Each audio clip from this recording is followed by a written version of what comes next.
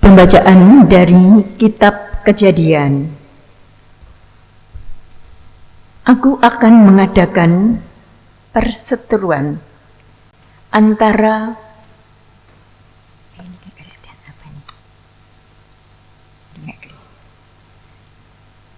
keturunanmu dan keturunan wanita itu pada suatu hari di Taman Eden. Setelah Adam makan buah pohon terlarang, Tuhan Allah memanggil manusia dan berfirman kepadanya, "Di manakah engkau?" Ia menjawab, "Ketika aku mendengar bahwa engkau ada dalam taman ini, aku menjadi takut karena aku telanjang. Sebab itu aku bersembunyi." Lalu Tuhan berfirman, "Siapa yang memberitahukan kepadamu bahwa engkau telanjang? Apakah engkau makan buah pohon yang kularang engkau makan itu?" Manusia menjawab, "Perempuan yang kau tempatkan di sisiku, dialah yang memberi aku buah pohon itu kepadaku, maka ku makan." Kemudian berfirmanlah Tuhan Allah kepada perempuan itu, "Apa yang telah kau perbuat ini?" Jawab perempuan, "Ular yang memperdaya aku, maka ku makan."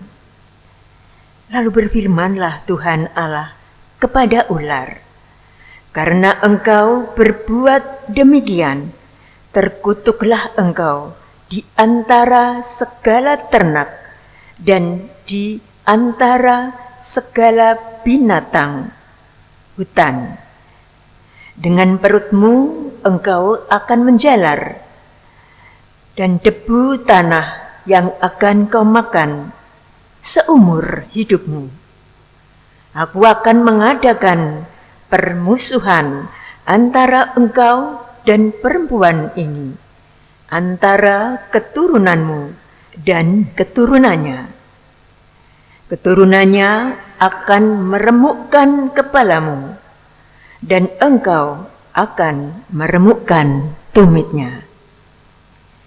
Manusia memberi nama Hawa pada istrinya, sebab dialah yang menjadi ibu semua yang hidup. Demikianlah sabda Tuhan.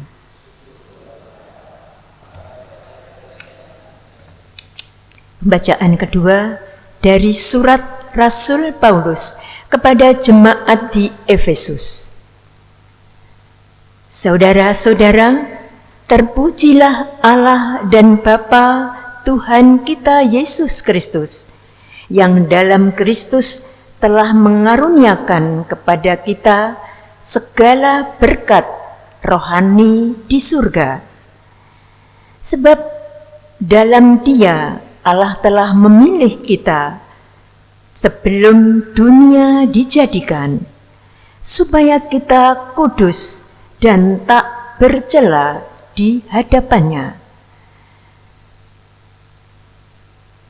Dalam cinta kasih, Ia telah menentukan kita menjadi putra dan putrinya dengan perantaraan Yesus Kristus karena kerelaan kehendak-Nya, supaya terpujilah rahmat-Nya yang mulia yang dianugerahkannya kepada kita dalam putranya yang terkasih.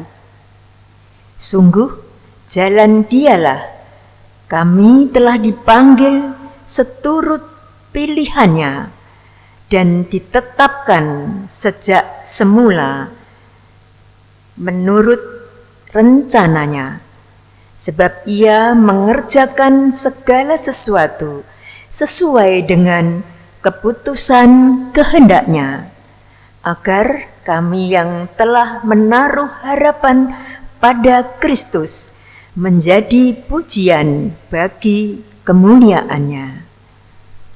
Demikianlah sabda Tuhan. Tuhan bersamamu.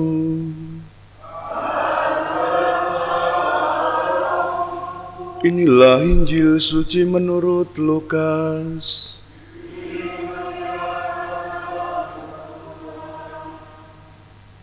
Dalam bulan yang ke-6, Allah mengutus malaikat Gabriel ke sebuah kota di Galilea bernama Nazaret kepada seorang perawan yang bertunangan dengan seorang bernama Yusuf dari keluarga Daud. Nama perawan itu Maria. Ketika masuk ke rumah Maria, malaikat itu berkata, "Salam, hai engkau yang dikaruniai, Tuhan menyertai engkau." Maria terkejut mendengar perkataan itu, lalu bertanya di dalam hatinya, "Apa arti salam itu?" Kata malaikat itu kepadanya, "Jangan takut, hai Maria, sebab engkau beroleh kasih karunia di hadapan Allah. Sesungguhnya engkau akan mengandung dan akan melahirkan seorang anak laki-laki, dan hendaklah engkau menamai dia Yesus. Ia akan menjadi besar dan akan disebut Anak Allah yang Maha Tinggi, dan Tuhan Allah akan mengaruniakan kepadanya tahta Daud bapa leluhurnya.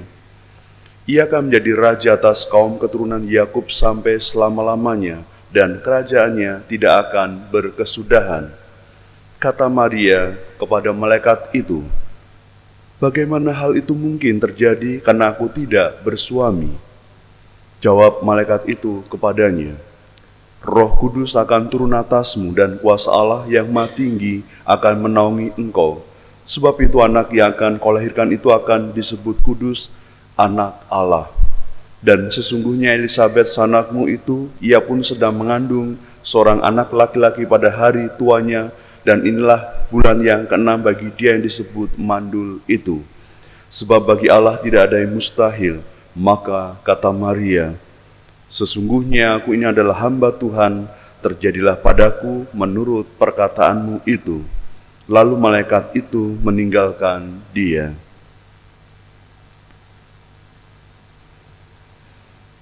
Demikianlah sabda Tuhan.